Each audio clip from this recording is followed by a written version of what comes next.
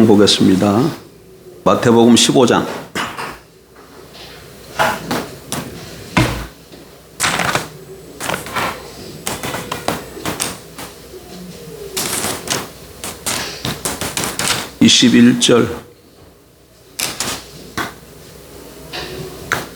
마태복음 15장 21절부터 28절까지 같이 봅니다.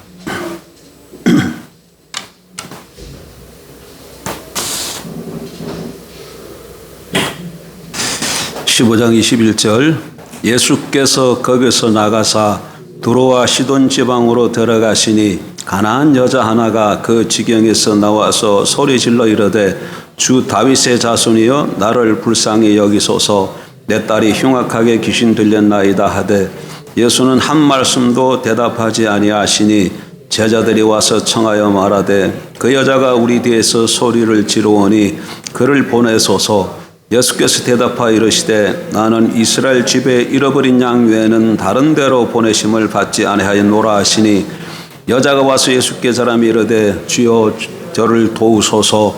대답하여 이르시되 자녀의 떡을 취하여 개들에게 던짐이 마땅하지 아니하니라.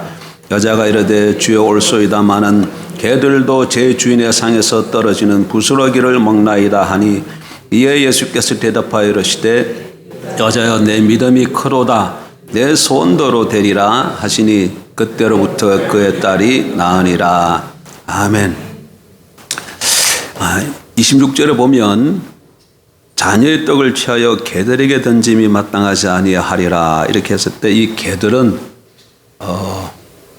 진짜 동물 짐승 개를 의미하지만 그것보다 더 한 걸음 더 나가면 이방인들을 얘기를 하는 겁니다.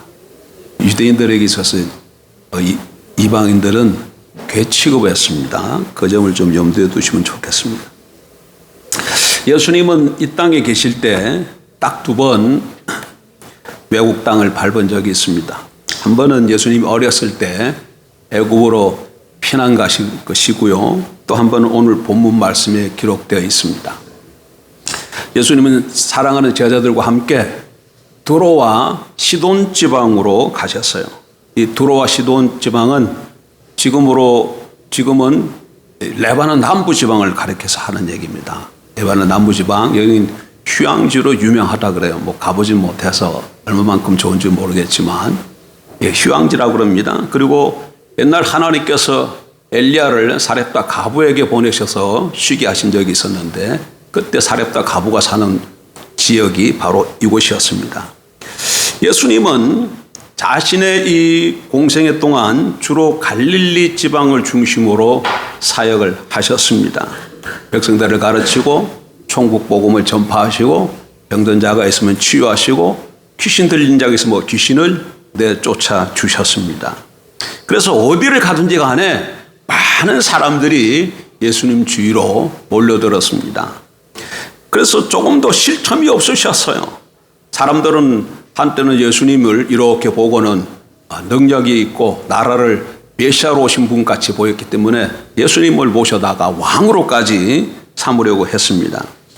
이렇게 예수님의 인기가 높아가니까 종교인들, 바리새인과 사두개인들이 시기하기 시작합니다. 그러다가 급기야는 예수님을 잡아 죽이려고 공모까지 시작했습니다.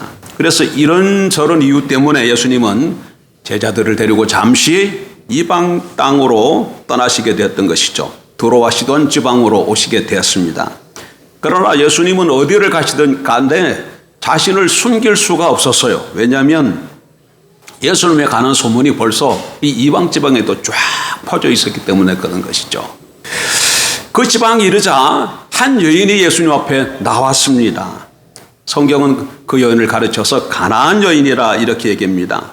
그 여자에게는 흉악한 귀신 들린 딸이 하나 있었습니다. 이 여인은 불쌍한 자신의 딸을 고치기 위해서 할 수 있는 방법을 다 동원해 보았을 것입니다. 의원을 찾아가 봤고 뭐 또 좋다는 약도 다 먹여봤을 거예요. 그리고 이들은 바알신을 섬기니까 자기네 섬기는 바알 신전에 찾아가서 뭐 지성도 드려봤을 것이고 자조간 여인이 할 수 있는 모든 수단과 방법을 다 했을 겁니다. 간절히 기도도 해서 봤을 것입니다. 그러나 아무런 소용이 없었습니다. 모든 것이 부질없는 짓에 지나지 않았던 것이죠. 그러는 가운데 한 소문을 듣게 됩니다. 저 유대 땅, 유대 사람들이 그렇게 기다리던 메시아가 오셨다는 거예요. 그리고 그 이름이 예수라고 합니다. 그리고 예수께 나아가기만 하면 무슨 병에 걸렸던 자간이 다 치유해 주신다는 것이죠. 문둥병도 고침받고 중풍병도 고침받고 자기 딸처럼 이렇게 귀신 들린 사람들도 고쳐주고 심지어는 죽은 사람까지도 다시 살릴 수 있는 그런 능력이 있다는 것을 소문을 통해서 들었어요. 그런데 그 소문에 들었던 그분이 자기 지금 동네에 오셨다는 거예요. 그러니까 이 여인이 어떻게 했겠습니까? 잠시도 지체하지 않고 예수님을 찾아 나왔습니다. 자리에서 일어나서 예수님이 계신 곳으로 찾아갔습니다. 그리고 예수님 뒤에 엎드려서 소리를 질렀습니다. 본문에 보니까 뭐라고 얘기하고 있어요? 가나안 여자 하나가 그 지경에서 나와서 소리를 질러 이르되, 큰 소리로 예수님을 불렀다는 거예요. 부르짖었다는 얘기입니다. 주 다윗의 자손이요, 나를 불쌍히 여기소서. 내 딸이 흉악하게 귀신 들렸나이다. 아마도 이 여인은 걸어가던 예수님이 자기가 이렇게 간청하는 소리를 듣고 머물러 서서 뒤로 돌아보시면서 따뜻한 말을, 위로의 말을 해주시길 아마 기대했을 줄 모르겠어요. 그런데 예수님이 한 말씀도 안 하십니다. 계속해서 침묵으로 일관하십니다. 그러자 제자들이 한마디 합니다. 여인은 자꾸 뒤에서 소리 지르고 따라오니까, 뒤에서 자꾸 시끄럽게 우니까 예수님 한 말씀 하시지요. 저희 여인을 보내소서, 이렇게 얘기를 드립니다. 무슨 얘기입니까, 여러분? 성가시다는 거예요. 귀찮다는 겁니다. 그때 예수님께서 이런 말씀을 하셨습니다. 나는 이스라엘 집에 잃어버린 양 외에는 다른 데로 보내심을 받지 아니하였노라. 제자들에게 하신 말씀이지만 그 여인이 들으라고 한 얘기예요. 무슨 뜻입니까, 여러분? 나는 너와 아무런 상관이 없다, 그런 얘기입니다. 이스라엘 집에 잃어버린 양에게로 나는 보냄받았지 너희 이방인들에게 보냄받은 것이 아니다. 얼마나 야속한 말씀입니까? 얼마나 냉정한 말씀입니까? 하지만 이 여인은 포기하지 않습니다.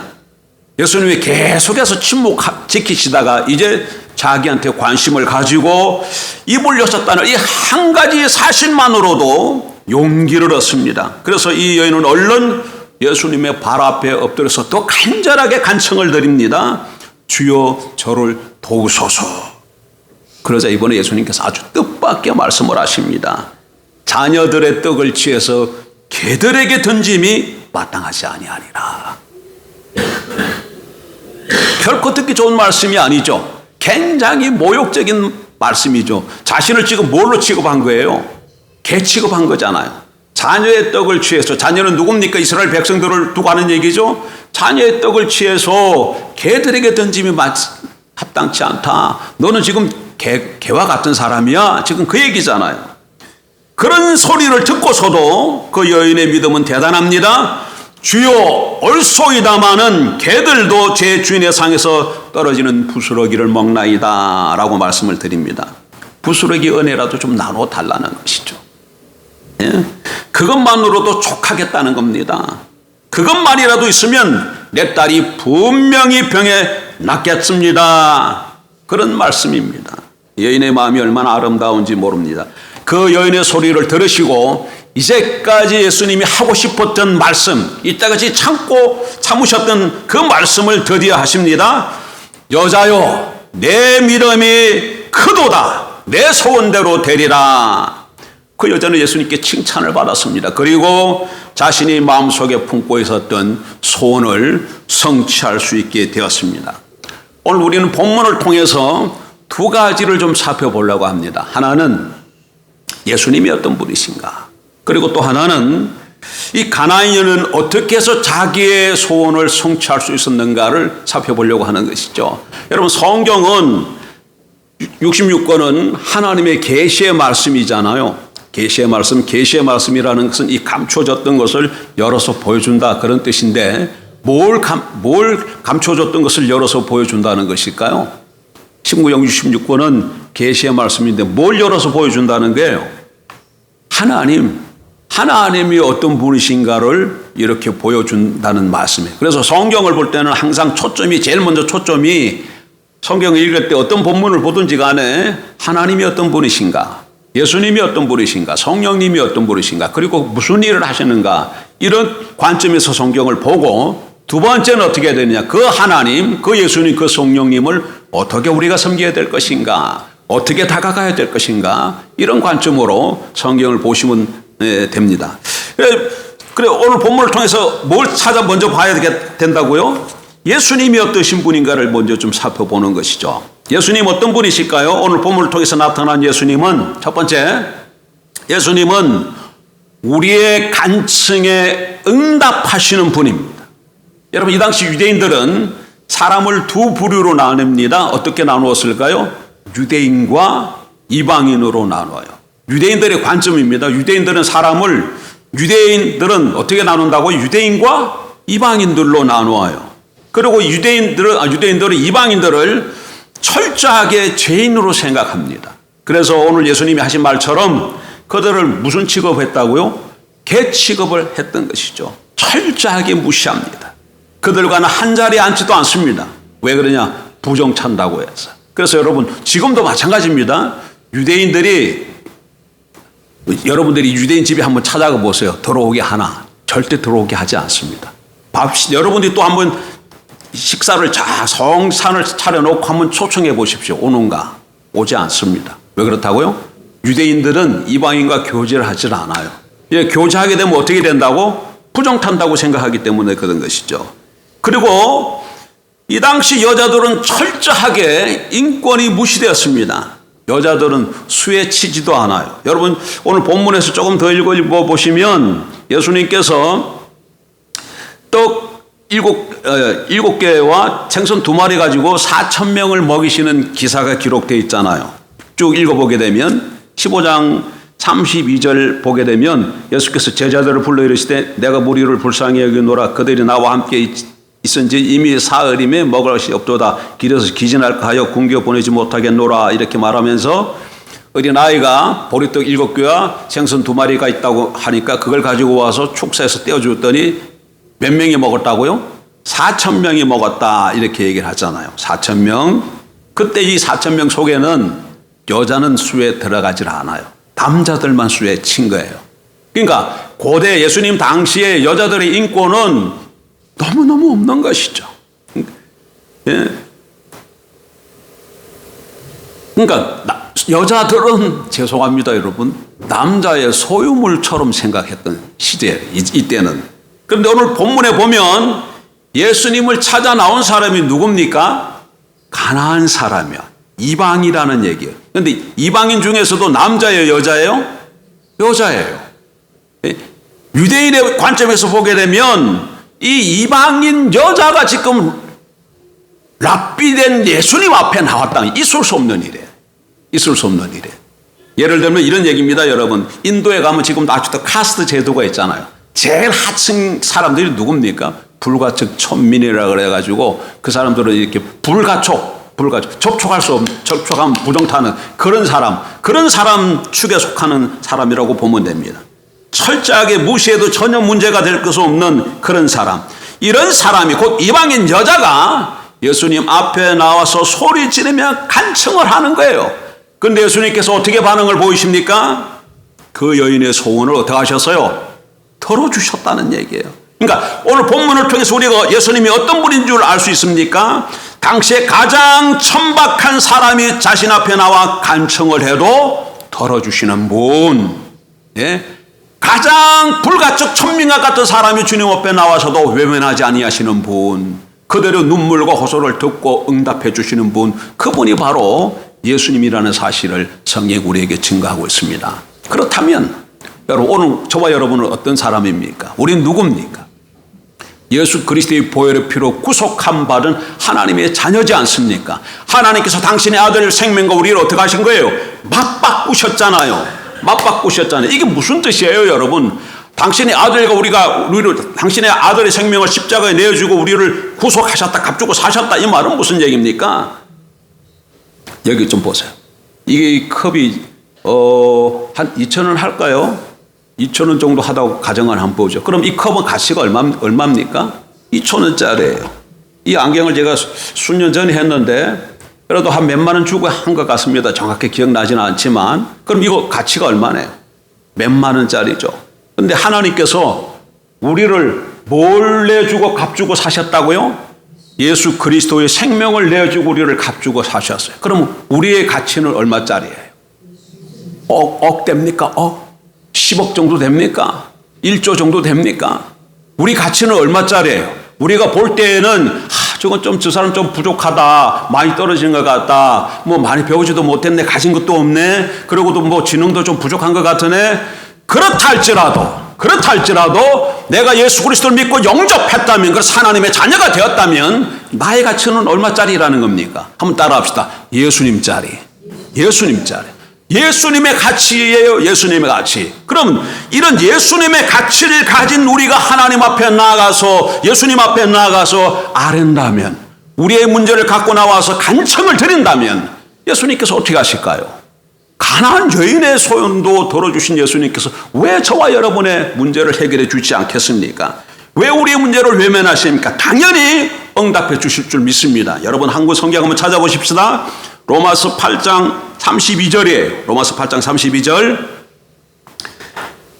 자기 아들을 아끼지 아니하시고 우리 모든 사람을 위하여 내주시니가.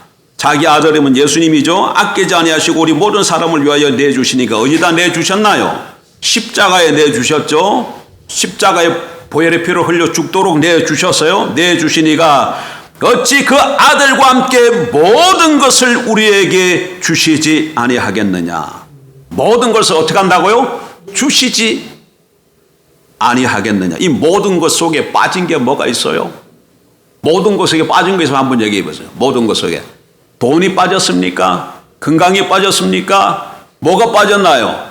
요 모든 것이라는 것은 다 포함해서 말하는 거잖아요. 그러니까 하나님은 당신의 아들을 내주시기까지 했는데 당신의 아들보다 못한 것들은 왜 안 주시겠느냐, 그런 얘기입니다. 그러니까 우리가 하나님 앞에 나아가서 아뢰고 구하면 하나님께서 어떻게 하신다는 얘기입니까? 반드시 들으시고 응답하신다, 그런 말씀입니다. 그런데 왜 우리가 그러면 얻지 못합니까? 어떤 경우는 왜 우리가 왜 받지를 못하나요? 야고보 4장 2절 3절 잘 그냥 들으십시오. 너희가 얻지 못하면, 너희가 못하지 못하면, 얻지 못하면 구하지 아니하기 때문이요, 구하여도 받지 못하면 정욕으로 쓰려고 잘못 구하기 때문이라. 그러니까 응답이 없는 경우가 있어요. 어떤 경우라는 거예요? 지금 야고보 장로에 하면 첫 번째, 구하지 않았기 때문에. 하나님 지금 모든 걸 다 주려고 준비되어 있는데 간청만 하면 하나님이 움직이시려고 하는데 뭐가 없다는 겁니까? 우리가 구하지 않는다는 거야. 간구하지 않는다는 거야. 예? 이 여인처럼 하나님 앞에 나와서 부르짖고 소리치고 외치고 간청을 해야 되는데 그게 없다는 거예요. 그러니까 응답이 안 되고 있다는 거예요. 근데 어떤 경우에는 부르짖고 말씀을 드렸는데도 응답이 없다 그럽니다. 왜 그렇습니까? 그거는 정욕으로 쓰려고 잘못 구했기 때문이다. 그러니까 자신의 어떤 정욕, 자신의 어떤 자신만의 어떤 그것을 위해서 구할 때 그것에 대해서는 하나님 응답하지 주시지 않는 것이죠. 하나 더 있습니다. 여러분 똑같은 야고보서인데 잘 들으십시오. 야고보서 1장 5절 6절. 너희 중에 누구든지 지혜가 부족하거든 모든 사람에게 후히 주시고 꾸짖지 아니하시는 하나님께 구하라. 그리하면 주시리라. 지혜가 부족하냐? 그러면 하나님께 구하라. 근데 어떻게 주신다고요? 후히 주신다 그래. 후히 주신다 그래. 모든 사람에게 후히 주시고 꾸짖지 아니하시는 하나님께 구하라. 그러면 주시리라. 그런데 그 다음 절이 중요합니다. 6절. 오직 믿음으로 구하고 조금도 의심하지 말라. 의심하는 자는 마치 바람에 밀려 요동하는 바다 물결 같으니 이런 사람은 무엇이든지 죽기 없기를 생각하지 말라. 하나님 앞에 나와서 구하고 아뢰긴 하는데 마음속에 뭐가 있는 거예요? 내가 뭐 이렇게 구한다고 해서 뭐 이루어질까? 하나님께서 응답하실까? 이건 도무지 내가 구하긴 구하지만 이건 뭐 상상할 수 없는 일이야. 이런 의심하는 마음을 갖고 아뢰면 어떻게 된다는 거예요? 의심하는 마음대로 되어버리는 거예요.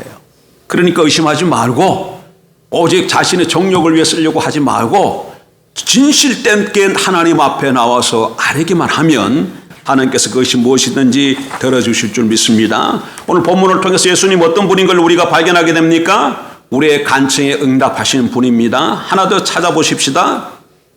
예수님 어떤 분이십니까? 예수님은 두 번째로, 첫 번째 뭐라고 말씀드렸어요? 우리의 간청에 응답하시는 분입니다. 여러분에게도 소원함이 있습니까? 그 소원함이 뭡니까? 건강입니까? 가족의 복음합니까? 뭡니까 그것이? 그 소원함이 있으면 어떻게 하라는 거예요? 예수님 앞에 나오라는 거예요. 하나님 앞에 나아가라는 얘기입니다. 두 번째, 예수님은 어떤 분이신가? 예수님은 구약 성경이 약속한 종말의 구원자 곧 메시아입니다. 자, 여러분 보세요. 신구약 66권으로 성경이 이루어져 있는데 구약 성경은 39권이잖아요. 신약이 27권. 근데 구약 성경은 무슨 내용일까요? 방대한 내용인데 구약 성경은 한마디로 이렇게 압축을 하면 이런 내용이에요. 창세기 1, 2장에서 하나님께서 하나님 나라를 세우셨는데 3장에 가면 뱀이 들어와서 아담과 하와를 유혹해서 선악과를 따먹게 해서 하나님 나라가 무너져내요. 하나님의 백성 아담과 하와가 뱀의 말을 들어가지고 누구 백성이 되어버린 거예요? 사단의 백성이 되므로 하나님의 백성이 타락해서 하나님 나라가 무너집니다. 그러자 바로 창세기 3장 15절에 하나님 뭐라고 선포하시죠?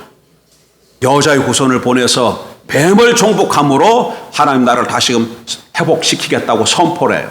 그리고 성경을 조금 더 쭉 보게 되면 그 여자의 후손이 아브라함과 다윗의 자손으로 올 것을 말씀하고 있습니다. 그러니까 그리고 아브라함과 다윗의 자손으로 오는 이 후손을 성경은 메시아라고 얘기를 해요. 그러니까 구약 성경은 뭐냐? 방대하지만 한마디로 얘기하면 하나님 나라를 다시 회복시키기 위해서 하나님께서 누굴 보내주신다는 약속이에요?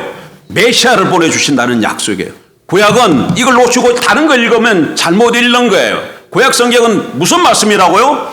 하나님 나라를 회복하기 위해서 메시아를 보내주시겠다는 하나님의 약속이에요. 그런데 성경을 더 구약을 좀 자세히 읽어보면 이 구약이 어떻게, 메시아가 어떻게 오는지, 오셔서 무슨 일을 하는지를 구약 성경이 다 보여주고 있어요.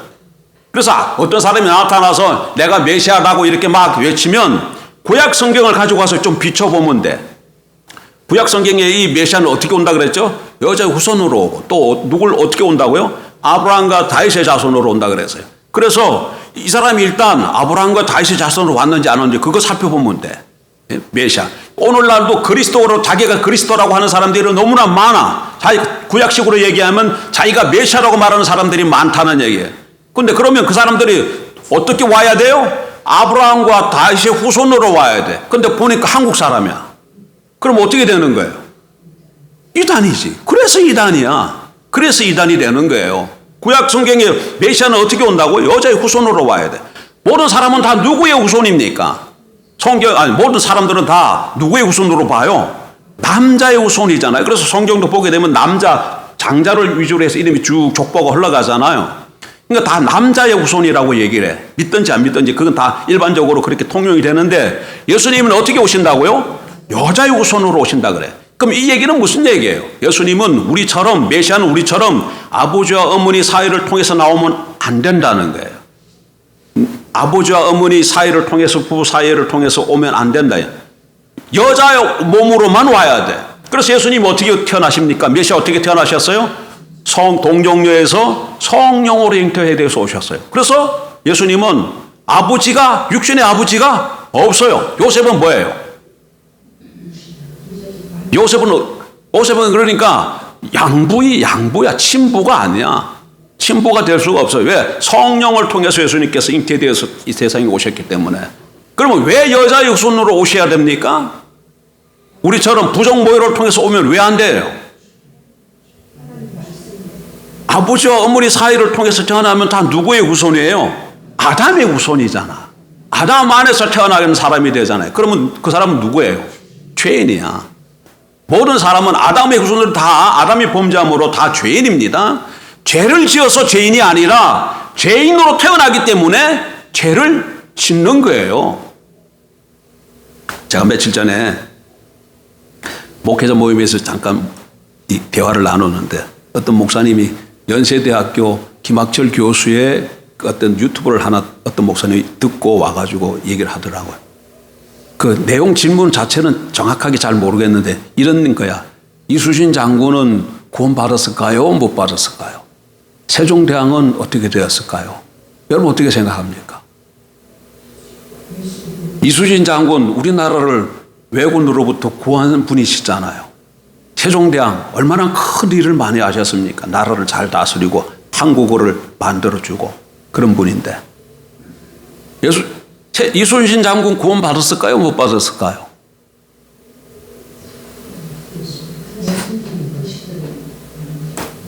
답은 간단합니다. 여러분 보세요. 로마서에 보면 뭐라고 얘기해요? 이방인은 죄인이다 그럽니다. 그러면 유대인은 나으느냐? 아니다. 유대인도 죄인이다 그래요. 그래서 결론이 모든 사람은 다 죄인이다. 아담의 후손은 누구나 할 것 없이 다 죄인이다. 그래서 그 다음에 로마서 3장 21절 가면 그러나 복음에는 한 의가 나타났나니 예수 그리스도죠. 그를 믿음으로 말미암아 우리가 의롭게 된다고 말씀하고 있어요. 그러니까 예수 그리스도 믿고 영접하지 않고서 다른 방법으로 의롭게 될 수 있는 사람이 아무도 없어요. 천하 만민의 구원받을 만한 다른 이름을 준 적이 없다고 말씀합니다. 내가 길이요 진리요 나로 말미암지 않고는 아버지께로 올 자가 없느니라고 말씀하셔요. 그러면 예수님은 넓게 보면 누구의 후손이에요? 아담의 후손이고 아담의 후손은 다 뭐예요? 죄인이고 죄인은 누구를 통해서만 구원받아요? 예수 그리스도를 통해서만 구원받아요. 그러면 답은 뭐야? 자멸한 것이죠. 뭐 그런 걸 가지고 고민하는지 모르겠어요. 아니 그러니까 이게 뭔 얘기냐면 자유주의 신학을 한 사람들이 문제예요. 자유주의 신학을 한 사람. 우리 같은 보수 정통적인 신학을 한 사람은 그냥 성경 말씀 그대로 믿는데 이 사람들은 성경이 말하고 있음에도 불구하고 사람들의 인권을 먼저 생각하고 다른 건 먼저 보고 너무한 것 같다. 너무한 것 같다. 아니 우리 복음주의권의 어떤 목사님 존 스토트 목사님 같은 분. 존 스포트 같은 목사님은 우리는 사람이 죽으면 어떻게 된다고 얘기합니까? 내세가 있어서 예수 그리스도 믿고 영접한 사람은 낙원으로 들어가고 예수님을 알지 못한 사람은 어딜 가요? 지옥을 간다고 그렇게 알고 있잖아요. 성경이 그렇게 얘기하고 있습니다, 여러분. 낙원은 새하늘과 새 땅 천국 대기시고 지옥은 영원한 불못의 대기소입니다. 그래서 죽으면 글로 가요. 성경이 그렇게 얘기하고 있고 우리가 지난주에 살펴봤잖아요. 누가복음 16장 보게 되니까 나사로가 죽고 홍포 입은 부자가 죽었는데 나사로는 어디 갔어요? 아브라함 품에 있잖아요. 자색 옷 입은 부자는 어디 갔습니까? 지옥에 가 있잖아요. 지옥에 갔잖아요. 처음에 그렇게 얘기를 하는데도 이걸 안 믿어. 그래서 존 스토트 같은 분은 영국의 우리 복음주의권의 아주 그냥 대부라고 말할 수 있어요. 그런데 그분은 사람은 죽으면 그걸로서 끝이다. 안 믿는 불신자들이 죽으면 그걸로 끝이다. 뭐 지옥에 가거나 그러지 않는다. 그렇게 말씀하죠. 그렇게 말씀하죠. 왜 그렇게 말씀하셨을까 좀 생각을 해봤더니 이렇게 좀 사람들이 좀 알아봤더니 그분이 가장 사랑하는 동생이 있는데 그 동생이 주님을 안 믿고 돌아갔다는 거야. 그러니까 그 동생 생각하니까 만약에 지옥이 있다 그러면 동생 어디 갔을까요? 그게 너무 싫은 것이죠. 뭐 이런 얘기들이 있어요. 이런 얘기들이 돌아. 어쨌든 간에 성경이 나와 있는 대로 믿는 겁니다. 우리는 성경 나와 있는 대로 믿어요. 예? 그래서 이 예수 그리스도를 통해서만 우리가 구원을 받습니다.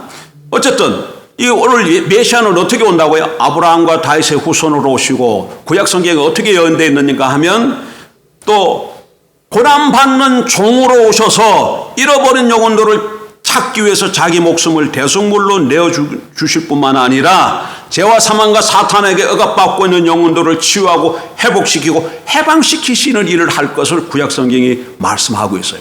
그럼 예수님이 메시아라면 예수님 오셔서 무슨 일을 하셔야 될까? 예? 예수님이 메시아라면 무슨 일을 하셔야 될까요? 당연히 하나님 나라를 회복하기 위해서 메시아를 보내주신다고 했으니까 예수님 오셔서 하실 일이 하나님 나라를 회복하는 일이죠. 그래서 예수님이 첫 번째로 선포하시는 공생의 첫 번째로 선포하시면서 하시는 말씀이 뭐예요? 회개하라. 천국이 가까웠느니라. 당신이 메시아로 오셨기 때문에 하실 일이 뭐야? 천국을 회복시키는 일이기 때문에 천국이 가까웠다고 선포하시고 그 다음에 하시는 일이 뭐예요? 병든 자를 보면 그냥 보질 않아. 그냥 가서 치유하시고 귀신 들린 사람 있으면 귀신을 내쫓고 또 천국 복음을 선포하고 가르치는 그런 일들을 하신다는 얘기예요. 왜 그런 일을 하신다고요? 그런 일을 하도록 성경이 메시아가 오면 그런 일을 하도록 예언되어 있어요. 자, 시간이 갔지만 한번 보십시다. 누가복음 4장 한번 보세요. 누가복음 4장.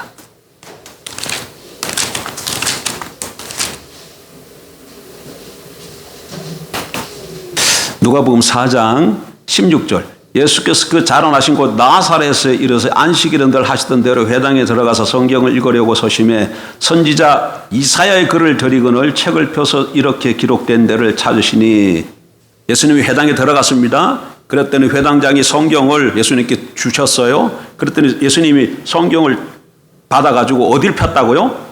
이사야서를 폈어. 이사야서를 폈는데 어디냐면 61장을 편 거예요. 자, 보십시다. 선지자 이사야의 글을 들이거늘 책을 펴서 이렇게 기록된 데를 찾으시니 곧 주의 성령이 내게 임하셨으니 이는 가난한 자에게 복음을 전하게 하시려고 내게 기름을 부으시고 나를 보내사 포로된 자에게 자유를, 눈먼 자에게 다시 보게 함을 전파하며 눌린 자를 자유롭게 하고 주의 은혜의 해를 전파하게 하려 하심이라 하였더라. 여러분, 주의 할 때, 주의 성령이 했을 때 주 앞에 뭐가 있어요? 미음자가 있죠. 미음자가 있어요, 없어요? 그리고 맨 밑에 보게 되면 뭐라고 되어 있나? 미음 해놓고 뭐라고 되어 있어요? 4, 60일 1 이하 이렇게 되어 있습니까? 이게 무슨 말인가 하면 이사야서 61장 1절 이하를 인용했다 그 말이에요. 예수님이니까 이사야서를 주니까 어디를 읽었다는 거예요? 이사야서 61장 이하에 나와 있는 이 말씀을 읽었다는 얘기입니다. 자, 이제 20절 보세요. 책을 덮어 그 맡은 자에게 주시고 앉으시니 회당에 있는 자들이 다 주목하여 보더라. 21절 중요합니다. 이에 예수께서 그들에게 말씀하시되 이 글이 오늘 너희에게 너희 귀에 응하였느니라. 이게 지금 무슨 말씀인가 하면 이사야 61장 이 말씀은 고난받는 종 메시아가 오시면 앞으로 장차할 일이 예언되어 있는 겁니다. 61장 이 말씀이 무슨 내용이라고? 메시아가 오셔서 하실 일에 대한 지금 예언되어 있는 거예요. 근데 예수님이 그걸 더 읽고 뭐라고 말씀하신다고? 이게 지금 너희 귀에 응하였다. 그렇게 말씀하고 자신이 그렇게 그 일을 하신다는 얘기예요. 여기 무슨 일들이 기록되어 있어요? 다시 한번 보세요. 예? 주의 성령이 내게 임하셔서 이는 가난한 자에게 복음을 전하게 하시고, 그러니까 예수님이 하실 일이 복음을 선포하고 가르치는 일, 그게 하시고 또 뭐 얘기 있어요? 내게 기름을 부으시고 나를 보내서 포로된 자에게 자유를. 누구에게 포로되어 있어요? 죄와 사망과 사단에게 포로되어 있게. 물론 1차적으로는 이사야 선지자가 이 말씀을 선포했을 때는 바벨론 포로된 자들을 얘기하지만 예수님에게 적용될 때는 어떻게 누구에게 포로된 거예요? 사단에게 포로된 거였죠. 나를 보내서 포로된 자에게 자유를, 눈먼 자에게 다시 보게 함을 전파하며 눌린 자를 자유롭게 하고. 그러니까 눈먼 자, 병든 자, 억압받은 자, 귀신에게 눌린 자, 이게 그러니까 병자들을 고치고 귀신을 내쫓고 해방을 지켜주는 이 일이 할 일이 누가 할 일이라는 얘기입니까? 메시아가 오셔서 할 일이라는 얘기. 구약 성경에 이렇게 예언되어 있어요. 그러면 예수님께서 오셔서 할 일이 뭐겠습니까? 당연히 이런 일들을 하셔야죠. 그래서 예수님은 많은 병자들을 치유하시고, 귀신 들린 사람이 있으면 귀신을 내쫓으시고, 가난한 자에게 복음을 전파하시고, 먹을 것이 없을 때 오병의 기적으로 먹게 마시게 해주시고, 그런 일들을 하신 거예요. 그런 사역들을 통해서 자신이 누구인 걸 보여주시는 거예요. 메시아인 것을 가르쳐 주시는 것이죠. 지금 가나안 땅 여인의 딸이 지금 무슨 병에 걸렸어요? 귀신이 들려서. 어쨌든 그 내용은 쭉 이런 사건이 있은 후에 예수님께서 그 여인의 믿음을 보고 뭐라고 말씀하셔요? 여인의 네 믿음이 커도다 내 소원대로 되리라. 네 딸에게 있는 귀신을 내쫓겼다. 이렇게 선포하신 것이죠. 그래서 가보니까 치유가 되었어요. 그럼 이 사건을 통해서 예수님 하신 일이 뭐야? 귀신을 내쫓으셨잖아. 무슨 일을 하신 거예요? 그러니까 당신이 누구인 걸 보여주신 거예요. 메시아인 것을 나타내셨다. 그 얘기입니다. 그래서 본문을 통해서 우리가 지금 만나는 예수님은 우리의 간청을 외면하지 않으려고 들어주시는 분, 그리고 종말에 우리에게 구원을 주실 그리스도이신 것을 밝히 보여주십니다. 여러분, 이렇게 뭐 병들었을 때 치유받는 것도 중요해요. 그러나 더 중요한 건 뭡니까? 우리가 구원받는 것이죠. 우리가 구원받는 거예요.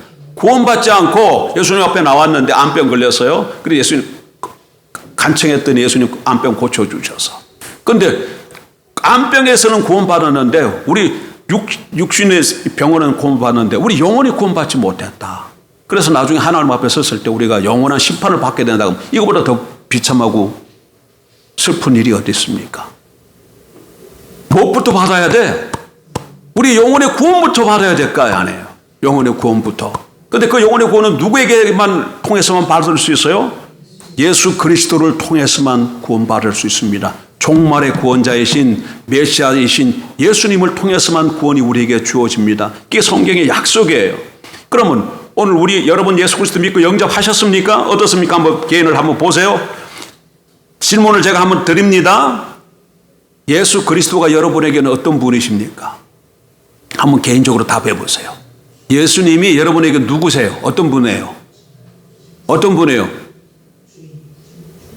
예수님이 여러분에게 죄인이에요? 주인입니까? 답이 한 번에 딱 나와야 돼요. 답이 안 나오면 여러분 신앙을 다시 살펴봐야 돼. 예수님이 내게 어떤 분이냐고 물어봤는데 예수님이 내게 어떤 분이시? 지금 이렇게 생각하면 곤란합니다. 답이 탁 나와야 돼. 그러면 답이 안 나온다는 얘기는 뭐예요? 지금 예수와 나가 무슨 관계 속에서 있는지 모르고 내가 지금 살아가고 있다는 얘기잖아요. 윤 집사님 말 맞다라. 예수가 여러분에게 주인이십니까? 예. 예수를 나의 주와 그리스도로 믿고 영접해야 내가 죄사함을 받고 구원을 받는 거예요. 예수를 주인으로 모신다, 주로 모신다. 이 얘기는 다르게 표현하면 왕으로 모신다는 거예요. 예수를 주로 믿고 왕으로 믿는다는 얘기입니다. 그러면 무슨 얘기예요? 이제는 내 삶을 내가 내려놓고 이제는 내 삶을 누가 다스린다는 거예요? 누구에게 맡긴다는 얘기입니까? 예수 그리스도께 맡긴다는 얘기. 그게 신앙인의 삶이에요. 내가 예수를 믿는다고 하면서도 아직도 삶을 보니까 내가 내 삶의 주인이야. 그 사람 예수 믿는 사람 아닙니다. 그 사람 그래도 예배당 주일날 되면 예배당에 나오고 예배도 드리고 찬양도 하고 헌금도 하고 뭐 다른 거 다 하는데요? 다 하는데요? 예, 다 하지요. 종교행위입니다. 뭐라고요? 종교행위를 하고 있는 거야. 종교행위. 불자들이 절에 가서 이런 의식을 행하고 이슬람 사람들이 그 태교 사원에 가서 저런 거 한 것처럼 자기는 여러 가지 종교 중에 뭘 택한 거예요? 기독교를 택해서 예배당에 나와서 주일마다 종교 행위를 하는 거예요. 아무 의미가 없어요. 뭐가 없다면 예수가 나의 주와 그리스도가 아니라면. 예수가 나의 주와 그리스도가 아니라면. 그럼 예수가 그리스도가 주가 되면 어떻게 됩니까? 그럼 어떻게 돼? 예수님께서 우리의 모든 삶을 어떻게 합니까? 책임져 주시죠. 내 삶을 주님께 맡기면 그 순간 예수님이 나의 삶을 책임져 주신다. 이게 그리스도인의 삶이에요. 그것을 성경은 어떻게 표현한다고요? 영생이라고 표현하는 거야. 영생은 죽어서 저 완성된 하나님 나라 새하늘 새 땅에 가서 죽지 않고 영원히 사는 거. 이것은 지극히 한 단면만 말하는 거야. 영생은 그런 게 아닙니다, 여러분. 죽지 않고 천국에 가서 죽지 않고 영원히 사는 것, 이것은 영생의 지극히 작은 한 단면이에요. 영생은 그런 것이 아니에요. 영생이 한 100이라면 죽지 않고 영원히 사는 것은 하나야, 하나. 근데 죽지 않고 영원히 사는 것 하나만 알고 있으면 나머지 99를 모른다면 이게 얼마나 안타깝습니까, 여러분? 영생은 그런 것 아닙니다. 근데 어떤 사람에게 그 영생이 주어진다고요?